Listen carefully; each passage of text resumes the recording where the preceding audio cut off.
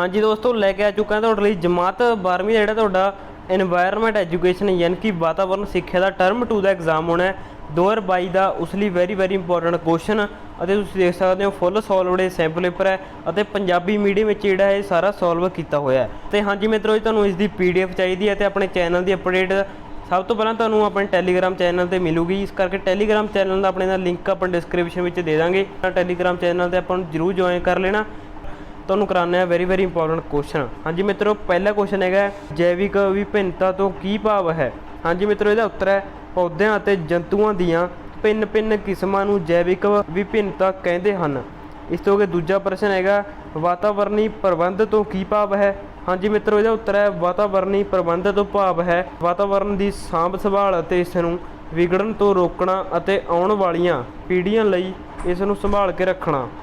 अते हाँ जी मित्रों, ये तो अगे तीजा प्रश्न है अपन लवे विश्व सेहत संगठन WHO का की उद्देश्य है। यह उत्तर है विश्व सेहत संगठन का मुख्य उद्देश्य संसार के लोगों की सेहत की उन्नति के नाल रोगों को पूरी तरह खत्म करने लई काम करता है। ठीक है, इस तो अगे अपन लवे आ जाता चौथा प्रश्न मिश्रित खाद किसनूं आखदे हन। इसका उत्तर है ਉਹ ਰਸਾਇਣਿਕ ਖਾਦਾਂ ਜਿਨ੍ਹਾਂ ਵਿੱਚ ਇੱਕ ਤੋਂ ਅਧਿਕ ਪੋਸ਼ਕ ਤੱਤ ਹੋਣ ਉਹਨਾਂ ਨੂੰ ਮਿਸ਼ਰਿਤ ਖਾਦਾਂ ਕਹਿੰਦੇ ਹਨ। ਇਸ ਤੋਂ ਅੱਗੇ ਪੰਜਵਾਂ ਪ੍ਰਸ਼ਨ ਹੈ 3R ਸਿਧਾਂਤ ਕੀ ਹੈ। ਇਹਦਾ ਉੱਤਰ ਹੈਗਾ ਠੋਸ ਕੂੜਾ ਕਰਕਟ ਨੂੰ ਘਟਾਉਣ ਮੁੜ ਵਰਤੋਂ ਅਤੇ ਪੁਨਰ ਚੱਕਰ। ਇਸ ਤੋਂ ਅੱਗੇ ਛੇਵਾਂ ਪ੍ਰਸ਼ਨ ਹੈਗਾ ਜੈਵਿਕ ਵਿਭਿੰਨਤਾ ਦੀ ਕੀ ਮਹੱਤਤਾ ਹੈ। ਹਾਂਜੀ ਮਿੱਤਰੋ, ਇਹਦਾ ਉੱਤਰ ਹੈਗਾ ਜੈਵਿਕ ਵਿਭਿੰਨਤਾ ਜਾਂ ਜੀਵ ਪੁਲ ਹੀ ਧਰਤੀ ਉੱਤੇ ਜੀਵਨ ਦਾ ਆਧਾਰ ਹੈ। ਕਿਸੇ ਖੇਤਰ ਵਿੱਚ ਮਿਲਣ ਵਾਕ ਵਿਭਿੰਨਤਾ 'ਤੇ ਹੀ ਉਸ ਦੀ ਆਰਥਿਕ ਹਾਲਤ ਅਤੇ ਵਿਕਾਸ ਨਿਰਭਰ ਕਰਦਾ ਹੈ। ਮਨੁੱਖ ਇਸ ਜੈਵਿਕ ਵਿਭਿੰਨਤਾ ਨੂੰ ਸਾਧਨ ਵਜੋਂ ਵਰਤਦਾ ਹੈ। ਧਰਤੀ ਉੱਤੇ ਮਿਲਣ ਵਾਲਾ ਹਰ ਜੀਵ ਅਤੇ ਪੌਦਾ ਸਿੱਧੇ ਜਾਂ ਅਸਿੱਧੇ ਤੌਰ 'ਤੇ ਮਨੁੱਖ ਦੁਆਰਾ ਆਪਣੀਆਂ ਲੋੜਾਂ ਪੂਰੀਆਂ ਕਰਨ ਲਈ ਵਰਤਿਆ ਜਾਂਦਾ ਹੈ। ਜੈਵਿਕ ਵਿਭਿੰਨਤਾ ਨੂੰ ਮਨੁੱਖ ਕਈ ਤਰੀਕਿਆਂ ਨਾਲ ਵਰਤਦਾ ਹੈ। ਇਸ ਤੋਂ ਅਗਲਾ ਸੱਤਵਾਂ ਪ੍ਰਸ਼ਨ ਹੈਗਾ ਵਾਤਾਵਰਣੀ ਸੰਕਟ ਕਿਵੇਂ ਪੈਦਾ ਹੋ ਰਿਹਾ ਹੈ। ਇਹਦਾ ਉੱਤਰ ਹੈਗਾ ਮਨੁੱਖ ਦੁਆਰਾ ਕੁਦਰਤੀ ਸਾਧਨਾਂ ਦੇ ਜ਼ਿਆਦਾ ਸ਼ੋਸ਼ਣ ਦੇ ਕਾਰਨ ਅਜਿਹੀਆਂ ਗਤੀਵਿਧੀਆਂ ਹੁੰਦੀਆਂ ਹਨ ਜਿਸ ਕਾਰਨ ਪੈਦਾ ਇਹ ਜ਼ਹਿਰੀਲੇ ਪਦਾਰਥ ਵਾਤਾਵਰਨ ਦਾ ਪ੍ਰਦੂਸ਼ਣ ਕਰ ਦਿੰਦੇ ਹਨ। ਜਨਸੰਖਿਆ ਧਮਾਕਾ ਇਸ ਸਥਿਤੀ ਨੂੰ ਹੋਰ ਜ਼ਿਆਦਾ ਗੁੰਝਲਦਾਰ ਬਣਾ ਦਿੰਦਾ ਹੈ। ਮਨੁੱਖ ਵੱਲੋਂ ਕੀਤੀ ਜਾ ਰਹੀ ਦਾਖਲ ਅੰਦਾਜ਼ੀ ਵਾਤਾਵਰਨ ਲਈ ਬੜੀ ਖਤਰਨਾਕ ਸਿੱਧ ਹੋ ਸਕਦੀ ਹੈ ਜਿਸ ਦੇ ਸਿੱਟੇ ਵਜੋਂ ਵਾਤਾਵਰਣੀ ਸੰਕਟ ਪੈਦਾ ਹੋ ਸਕਦਾ ਹੈ। ਅਜਿਹੇ ਸੰਕਟ ਮਨੁੱਖੀ ਹੋਂਦ ਲਈ ਖਤਰਾ ਹੋ ਸਕਦਾ ਹੈ। ਇਸ ਤੋਂ ਅੱਗੇ ਆਪਣਾ ਲੈਂਦਾ 8ਵਾਂ ਪ੍ਰਸ਼ਨ ਭਾਰਤ ਵਿੱਚ ਭੂਤਕਾਲ ਵਿੱਚ ਬਣਾਏ ਗਏ ਕਾਨੂੰਨਾਂ ਨੂੰ ਪੁਨਰ ਵਿਚਾਰਨ ਅਤੇ ਸੋਧ ਲਈ ਕੀ ਕੀਤਾ ਹੈ। ਇਸ ਦਾ ਉੱਤਰ ਹੈ ਭਾਰਤ ਵਿੱਚ ਭੂਤਕਾਲ ਵਿੱਚ ਬਣਾਏ ਗਏ ਕਾਨੂੰਨਾਂ ਦੇ ਤੇ ਪੁਨਰ ਵਿਚਾਰਨ ਅਤੇ ਆਧੁਨਿਕ ਬਣਾਉਣ ਜਾਂ ਸੋਧ ਕਰਨ ਦਾ ਲੜ ਪੈਂਦੀ ਹੈ। ਇਸ ਲਈ ਇਹ ਤਜਵੀਜ਼ ਪੇਸ਼ ਕੀਤੀ ਗਈ ਹੈ ਕਿ ਵਾਤਾਵਰਨ ਸੰਬੰਧੀ ਕਾਨੂੰਨ ਸਾਜ਼ੀ ਦੀ ਲਗਾਤਾਰ ਨਜ਼ਰਸਾਨੀ ਕਰਨ ਲਈ ਅਤੇ ਅੰਤਰਰਾਸ਼ਟਰੀ ਵਾਤਾਵਰਣੀ ਵਿਵਾਦਾਂ ਵਿੱਚ ਭਾਰਤ ਦੀ ਕਾਰਗੁਜ਼ਾਰੀ ਦਾ ਅਧਿਐਨ ਕਰਕੇ ਸਹਾਇਤਾ ਕਰਨ ਵਾਸਤੇ ਕੋਈ ਵਿਧੀ ਅਪਣਾਈ ਜਾਵੇ। ਇਸ ਤੋਂ ਅੱਗੇ 9ਵਾਂ ਪ੍ਰਸ਼ਨ ਹੈਗਾ ਪਨਵੇਂ ਟਿਕਾਊ ਖੇਤੀਬਾੜੀ ਦੀ ਕਿਉਂ ਲੋੜ ਹੈ। ਹਾਂਜੀ ਮਿੱਤਰੋ, ਇਹਦਾ ਉੱਤਰ ਹੈ ਟਿਕਾਊ ਖੇਤੀਬਾੜੀ ਦੀ ਲੋੜ ਸਾਡੀ ਆਬਾਦੀ ਬਹੁਤ ਤੇਜ਼ੀ ਨਾਲ ਵੱਧ ਰਹੀ ਹੈ ਪਰ ਧਰਤੀ ਤਾਂ ਉਨੀ ਹੀ ਹੈ। ਇਹ ਨਾ ਵਧਣ ਯੋਗ ਕੁਦਰਤੀ ਸਾਧਨ ਹੈ। ਇਸ ਲਈ ਸਾਨੂੰ ਆਪਣੇ ਕੁਦਰਤੀ ਸਾਧਨਾਂ ਨੂੰ ਨੁਕਸਾਨ ਪਹੁੰਚਾਏ ਬਿਨਾਂ ਭਵਿੱਖ ਦੀਆਂ ਵੱਧਦੀਆਂ ਜ਼ਰੂਰਤਾਂ ਦੀ ਰੱਤੀ ਕਰਨ ਲਈ ਖੇਤੀ ਉਪਜ ਨੂੰ ਵਧਾਉਣਾ ਹੋਵੇਗਾ। ਹਵਾ ਪਾਣੀ ਭੂਮੀ ਖਣਿਜ ਵਰਗੇ ਕੁਦਰਤੀ ਸਰੋਤਾਂ ਦੀ ਸਾਂਭ ਸੰਭਾਲ ਆਉਣ ਦੀਆਂ ਪੀੜ੍ਹੀਆਂ ਲਈ ਹੀ ਟਿਕਾਊ ਖੇਤੀਬਾੜੀ ਲੋੜੀਂਦੀ ਹੈ। ਇਸ ਤੋਂ ਅੱਗੇ 10ਵਾਂ ਪ੍ਰਸ਼ਨ ਹੈਗਾ ਆਪਣ ਲਵੇ ਜਨਸੰਖਿਆ ਵਾਧੇ ਨੂੰ ਰੋਕਣ ਲਈ ਕਿਹੜੇ ਤਰੀਕੇ ਅਪਣਾਏ ਜਾ ਸਕਦੇ ਹਨ। ਹਾਂਜੀ ਮਿੱਤਰੋ, ਇਹਦਾ ਉੱਤਰ ਹੈਗਾ ਪਹਿਲਾ ਪੁਆਇੰਟ ਹੈ ਜਣੋਪਾ ਉਮਰ ਗਰੁੱਪ ਵਿੱਚ ਆਉਣ ਵਾਲੇ ਲੋਕਾਂ ਨੂੰ ਛੋਟੇ ਪਰਿਵਾਰ ਦੇ ਲਾਭ ਅਤੇ ਵੱਡੇ ਪਰਿਵਾਰ ਅਤੇ ਆਬਾਦੀ ਵਿੱਚ ਵਾਧੇ ਦੀਆਂ ਹਾਨੀਆਂ ਤੋਂ ਸਿੱਖਿਅਤ ਕਰਨ ਲਈ। ਇਸ ਤੋਂ ਅੱਗੇ ਦੂਜਾ ਪੁਆਇੰਟ ਹੈ ਲੜਕੀਆਂ ਦੇ ਵਿਆਹ ਦੀ ਉਮਰ 18 ਸਾਲ ਤੋਂ 20 ਸਾਲ ਤੱਕ ਕਰਨ ਨਾਲ ਵੀ ਜਨਸੰਖਿਆ ਦੇ ਵਾਧੇ ਦੀ ਦਰ ਵਿੱਚ ਕਮੀ ਆ ਸਕਦੀ ਹੈ। ਇਸ ਤੋਂ ਅਗਲਾ ਹੈਗਾ ਪਰਿਵਾਰ ਨਿਯੋਜਨ ਦੇ ਤਰੀਕੇ ਲਾਗੂ ਕਰਕੇ। ਇਸ ਤੋਂ ਅੱਗੇ ਆਪਣਾ 11ਵਾਂ ਪ੍ਰਸ਼ਨ ਹੈਗਾ ਪ੍ਰਕਿਰਤੀ ਦੀ ਸਾਂਭ ਸੰਭਾਲ ਕਿਵੇਂ ਕੀਤੀ ਜਾ ਸਕਦੀ ਹੈ। ਹਾਂਜੀ ਮਿੱਤਰ, ਇਹਦਾ ਉੱਤਰ ਹੈ ਪਹਿਲਾ ਪੁਆਇੰਟ ਹੈ, ਭਾਰਤ ਵਿੱਚ ਪ੍ਰਕਿਰਤੀ ਦੀ ਸਾਂਭ ਸੰਭਾਲ ਕਰਨ ਦੀ ਪਰੰਪਰਾ ਭਾਵੇਂ ਬਹੁਤ ਪੁਰਾਣੇ ਸਮਿਆਂ ਤੋਂ ਚੱਲੀ ਆ ਰਹੀ ਹੈ, ਪਰ ਬਹੁਤ ਸਾਰੇ ਕੁਦਰਤੀ ਨਿਵਾਸ ਸਥਾਨਾਂ ਦਾ ਸ਼ੋਸ਼ਣ ਇਸ ਸੀਮਾ ਤੱਕ ਹੋ ਚੁੱਕਾ ਹੈ, ਅਲੋਪ ਹੋ ਸਕਦੇ ਹਨ। ਇਸ ਤੋਂ ਅੱਗੇ ਦੂਜਾ ਪੁਆਇੰਟ ਹੈ, ਵਾਤਾਵਰਨ ਦੀ ਸਾਂਭ ਸੰਭਾਲ ਲਈ ਸਾਡਾ ਸਾਰਿਆਂ ਦਾ ਫਰਜ਼ ਬਣਦਾ ਹੈ। ਤੀਜਾ ਹੈਗਾ, ਪ੍ਰਕਿਰਤੀ ਸੰਬੰਧੀ ਲੋਕ ਖਿਆਲ ਕਰਨ ਵਾਲਿਆਂ ਨੂੰ ਵਾਤਾਵਰਨ ਦੀ ਰਖਵਾਲੀ ਕਰਨ ਵਾਸਤੇ ਜਨ ਅੰਦੋਲਨ ਕਰਨਾ ਚਾਹੀਦਾ ਹੈ, ਤਾਂ ਜੋ ਪ੍ਰਕਿਰਤੀ ਵਿੱਚ ਮੁੜ ਸੰਤੁਲਨ ਪੈਦਾ ਕੀਤਾ ਜਾ ਸਕੇ। ਇਸ ਤੋਂ ਅਗਲਾ ਚੌਥਾ ਪੁਆਇੰਟ ਹੈਗਾ, ਪ੍ਰਕਿਰਤੀ ਵਿੱਚ ਸੰਤੁਲਨ ਪੈਦਾ ਕਰਨ ਵਾਸਤੇ ਸਾਨੂੰ ਪੁਨਰ ਚੱਕਰਨ, ਮੁੜ ਵਰਤੋਂ ਕਰਨ ਅਤੇ ਮੁੜ ਭਰਾਈ ਅਪਣਾਉਣਾ ਚਾਹੀਦਾ ਹੈ। ਇਸ ਤੋਂ ਅੱਗੇ ਹੈਗਾ ਪੰਜਵਾਂ ਪੁਆਇੰਟ, ਪ੍ਰਕਿਰਤੀ ਦੀ ਸੰਭਾਲ ਲਈ ਜਾਗਰੂਕਤਾ ਵਿੱਚ ਵਾਧਾ ਹੋ ਰਿਹਾ ਹੈ।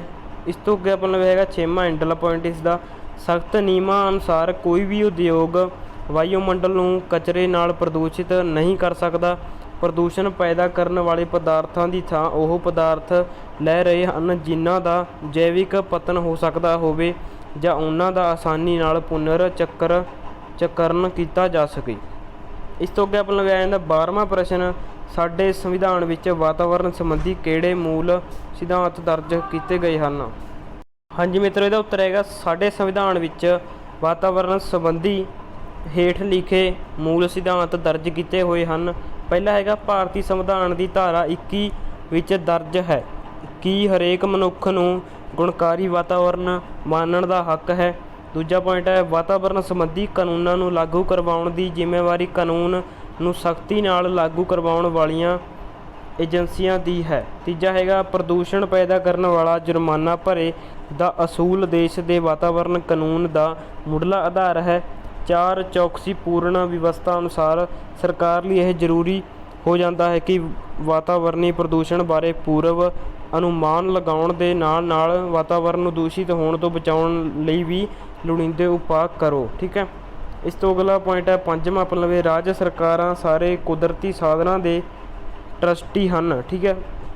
ਇਸ ਤੋਂ ਅਗਲਾ ਹੈਗਾ 42ਵੀਂ ਸੋਧ ਵਿੱਚ ਕੀਤੀ ਗਈ ਸੰਵਿਧਾਨ ਸੋਧ ਐਕਟ ਮੁਤਾਬਿਕ ਵਾਤਾਵਰਨ ਦੀ ਸੁਰੱਖਿਆ ਅਤੇ ਸੁਧਾਰ ਨੂੰ ਸੰਵਿਧਾਨ ਵਿੱਚ ਸਮਿਲਿਤ ਕੀਤਾ ਗਿਆ ਹੈ। ਠੀਕ ਹੈ। ਅਗਲਾ 7ਵਾਂ ਪੁਆਇੰਟ ਹੈ, ਧਾਰਾ 48A ਅਨੁਸਾਰ ਦੇਸ਼ ਦੇ ਵਾਤਾਵਰਨ ਦੇ ਸੁਰੱਖਿਅਣ ਅਤੇ ਸੁਧਾਰ ਲਈ ਅਤੇ ਜੰਗਲਾਂ ਤੇ ਜੰਗਲੀ ਜੀਵਨ ਦੇ ਬਚਾਓ ਲਈ ਪ੍ਰਾਂਤਕ ਸਰਕਾਰਾਂ ਕੋਸ਼ਿਸ਼ ਕਰਨਗੀਆਂ। ਠੀਕ ਹੈ।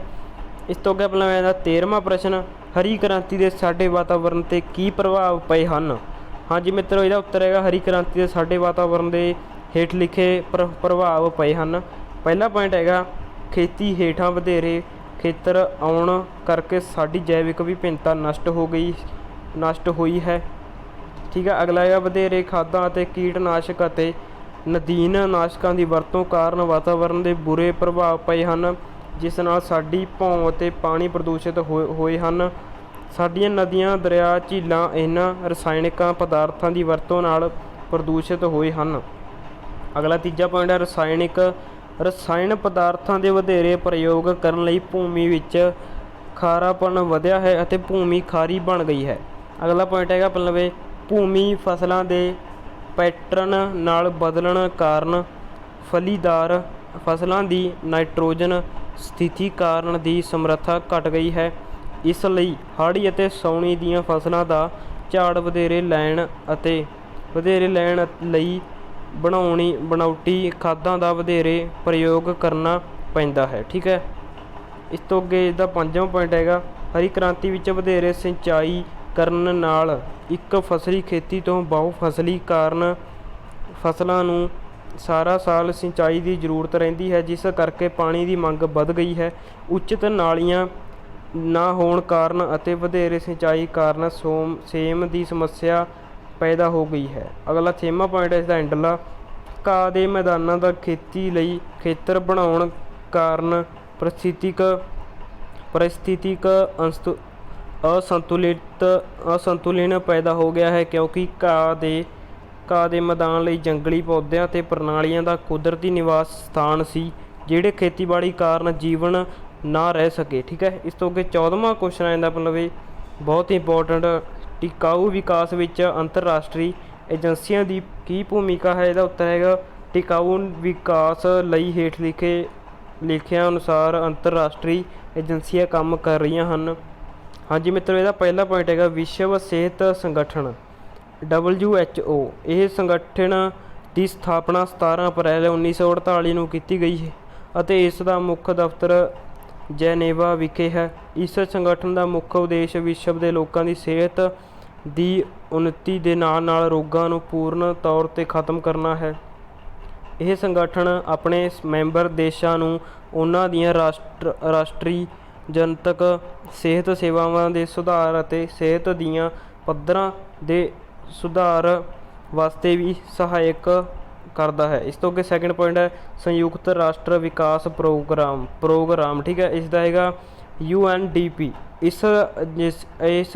ਇਸ ਏਜੰਸੀ ਦਾ ਸੰਬੰਧ ਵੀ ਸੰਯੁਕਤ ਰਾਸ਼ਟਰ ਨਾਲ ਹੈ। ਇਸ ਦਾ ਮੁੱਖ ਦਫ਼ਤਰ ਨਿਊਯਾਰਕ ਵਿਖੇ ਹੈ। ਇਸ ਦਾ ਕੰਮ ਵਿਕਾਸਸ਼ੀਲ ਦੇਸ਼ਾਂ ਨੂੰ ਮਾਹਿਰ ਉਪਲਬਧ ਕਰਵਾਉਣਾ ਹੈ ਤਾਂ ਜੋ ਵਿਕਾਸ ਕਰ ਰਹੇ ਦੇਸ਼ਾਂ ਦੇ ਲੋਕਾਂ ਨੂੰ ਟ੍ਰੇਨਿੰਗ ਦੇ ਕੇ ਇਸ ਯੋਗ ਬਣਾਇਆ ਜਾ ਸਕੇ ਕਿ ਉਹ ਆਪਣੇ ਕੁਦਰਤੀ ਅਤੇ ਮਨੁੱਖੀ ਸਾਧਨਾਂ ਦੀ ਵਰਤੋਂ ਕਰਦਿਆਂ ਹੋਇਆਂ ਸੰਪੱਤੀ ਉਤਪੰਨ ਕਰਨ ਵਾਲੇ ਯੋਗਤਾਵਾਂ ਵਿੱਚ ਵਾਧਾ ਕਰ ਸਕਣ। ਇਸ ਤੋਂ ਅੱਗੇ ਥਰਡ ਪੁਆਇੰਟ ਹੈ ਸੰਯੁਕਤ ਰਾਸ਼ਟਰ ਵਾਤਾਵਰਨ ਪ੍ਰੋਗਰਾਮ UNEP। ਇਸ ਏਜੰਸੀ ਦੀ ਸਥਾਪਨਾ 1972 ਈਸਵੀ ਵਿੱਚ ਕੀਤੀ ਗਈ। ਇਸ ਦਾ ਮੁੱਖ ਦਫ਼ਤਰ ਨੈਰੋਬੀ ਵਿਖੇ ਹੈ। ਇਸ ਏਜੰਸੀ ਦਾ ਮੁੱਖ ਕਾਰਜ ਮਨੁੱਖੀ ਵਾਤਾਵਰਨ ਨਾਲ ਸੰਬੰਧਿਤ ਅੰਤਰਰਾਸ਼ਟਰੀ ਸਹਿਯੋਗ ਲਈ ਲੋੜੀਂਦੀ ਮਸ਼ੀਨਰੀ ਉਪਲਬਧ ਕਰਾਉਣਾ ਹੈ। ਅਤੇ ਹਾਂਜੀ ਮਿੱਤਰੋ, ਇਸ ਤਰ੍ਹਾਂ ਜਿਹੜਾ ਆਪਣਾ ਪੇਪਰ ਹੈ ਸੈਂਪਲ ਪੇਪਰ ਫੁੱਲ ਸੋਲਵਡ ਕੰਪਲੀਟ ਹੋ ਚੁੱਕਿਆ ਹੈ। ਅਤੇ ਹਾਂਜੀ ਮਿੱਤਰੋ, ਆਪਾਂ ਨੂੰ ਟੈਲੀਗ੍ਰਾਮ 'ਤੇ ਜਲਦੀ ਤੋਂ ਜਲਦੀ ਜਾ ਕੇ ਜੁਆਇਨ ਕਰ ਲੈਣਾ। ਆਪਣੀ ਡਿਸਕ੍ਰਿਪਸ਼ਨ ਵਿੱਚ ਲਿੰਕ ਦੇਤਾ, ਆਪਣੀ ਵੀਡੀਓ ਦੀ ਡਿਸਕ੍ਰਿਪਸ਼ਨ ਵਿੱਚ ਲਿੰਕ ਹੈ ਆਪਣੇ ਟੈਲੀਗ੍ਰਾਮ ਚੈਨਲ ਦਾ। ਉੱਥੇ ਜਾ ਕੇ ਜਲਦੀ ਤੋਂ ਜਲਦੀ ਜਾ ਕੇ ਆਪਾਂ ਨੂੰ ਜੁਆਇਨ ਕਰ ਲੈਣਾ। ਉੱਥੇ ਆਪਾਂ ਇਸ ਦਾ PDF ਵੀ ਪ੍ਰੋਵਾਈਡ ਕਰ ਦਾਂਗੇ। ਜੇ ਤੁਹਾਨੂੰ PDF ਚਾਹੀਦਾ ਆਪਾਂ ਨੂੰ ਕਮੈਂਟ ਕਰਕੇ ਦੱਸ ਦੇਣਾ। ਅਤੇ ਹਾਂਜੀ ਮਿੱਤਰੋ, ਜੇ ਤੁਸੀਂ ਆਪਣੇ ਚੈਨਲ 'ਤੇ ਨਵੇਂ ਆਏ ਹੋ, ਚੈਨਲ ਨੂੰ ਕਰ ਲਓ ਸਬਸਕ੍ਰਾਈਬ ਅਤੇ ਨਾਲ ਲੱਗੀ ਘੰਟੀ ਨੂੰ ਜ਼ਰੂਰ ਔਨ ਕਰ ਦਿਓ ਤਾਂ ਕਿ ਆਪਣੀ ਵੀਡੀਓ ਦੀ ਨੋਟੀਫਿਕੇਸ਼ਨ ਸਭ ਤੋਂ ਪਹਿਲਾਂ ਤੁਹਾਡੇ ਤੱਕ ਪਹੁੰਚ ਜਾਵੇ। ਅਤੇ ਹਾਂਜੀ ਮਿੱਤਰੋ, ਆਪਣੇ ਚੈਨਲ 'ਤੇ ਤੁਹਾਨੂੰ ਸਾਰੇ ਜਿਹੜੇ 12ਵੀਂ ਦੇ ਹੋਰ ਵੀ ਪੇਪਰ ਰਹਿ ਗਏ ਉਹਨਾਂ ਸਾਰਿਆਂ ਦੀ ਰਿਵੀਜ਼ਨ ਤੁਹਾਡੀ ਕਰਵਾਵਾਂਗੇ। ਅਤੇ ਹਾਂਜੀ ਮਿੱਤਰੋ, ਇਸ ਦੇ ਹੋਰ ਵੀ ਇੰਪੋਰਟੈਂਟ ਕੁਐਸਚਨ ਚਾਹੀਦੇ ਨੇ ਤੁਹਾਨੂੰ ਤਾਂ ਵੀ ਆਪਾਂ ਨੂੰ ਕਮੈਂਟ ਕਰਕੇ ਦੱਸਣਾ। ਅਤੇ ਚਲੋ ਫਿਰ ਮਿਲਦੇ ਹਾਂ ਅਗਲੀ ਵੀਡੀਓ ਵਿੱਚ। ਉਦੋਂ ਤੱਕ ਲਈ ਸਾਰਿਆਂ ਨੂੰ ਧੰਨਵਾਦ। ਟੈਲੀਗ੍ਰਾਮ 'ਤੇ ਜ਼ਰੂਰ ਫੋਲੋ ਕਰ ਲੈਣਾ, ਡਿਸਕ੍ਰਿਪਸ਼ਨ ਵਿੱਚ ਲਿੰਕ ਪਿਆ।